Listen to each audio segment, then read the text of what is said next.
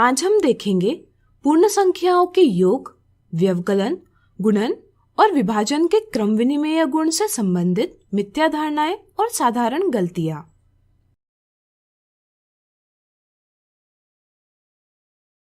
मिथ्या धारणा 1। कक्षा में शिक्षक ने सवाल पूछा, क्या 77 और 33 का व्यवकलन यानी सब्ट्रैक्शन क्रम विनिमेय यानी कम्यूटेटिव है? इस पर सारा ने हाँ यह जवाब दिया, जबकि रोशन ने नहीं यह जवाब दिया। आपकी राय में कौन सही है? 77 ऋण 33 के बराबर 44 होता है। इस समझ के साथ यह धारणा बन जाती है कि 33 ऋण 77 भी 44 के बराबर ही है। इस धारणा के कारण पूर्ण संख्याओं यानी होल नंबर्स का व्यवकलन भी क्रम विनिमेय है, यह समझा जाता है।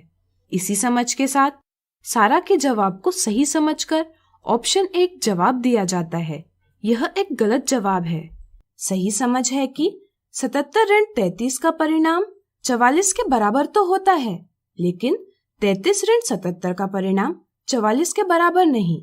यह एक ऋणात्मक संख्या यानी नेगेटिव नंबर ऋण 44 है। ऋणात्मक संख्या के बारे में हम आने वाले अध्याय में पढ़ेंगे। चूंकि 77 ऋण 33 और 33 ऋण 77 का परिणाम बराबर नहीं है, इसलिए 77 और 33 का व्यवकलन क्रम विनिमेय नहीं है। इस समझ से रोशन ने सही जवाब दिया है। मिथ्या धारणा 2।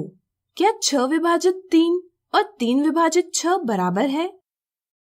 कई बार यह मिथ्या धारणा होती है कि योग यानी एडिशन और गुणन यानी मल्टीप्लिकेशन की तरह ही विभाजन यानी डिवीजन भी क्रम विनिमेय है।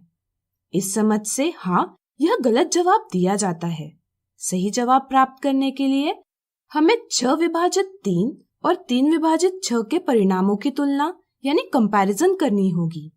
आइए पहले 6 विभाजित 3 का परिणाम प्राप्त करें। मान लीजिए आपके पास 6 नींबू है। अगर आप इनके 3 समान भाग बनाएंगे तो हर एक भाग में 2 नींबू आएंगे, यानी कि 6 विभाजित 3 का परिणाम 2 आएगा। अब आइए पता करें 3 विभाजित 6 का परिणाम क्या होगा। अगर आपके पास 3 नींबू है और इनके 6 भाग बनाने हैं तो क्या करना होगा? विचार करें।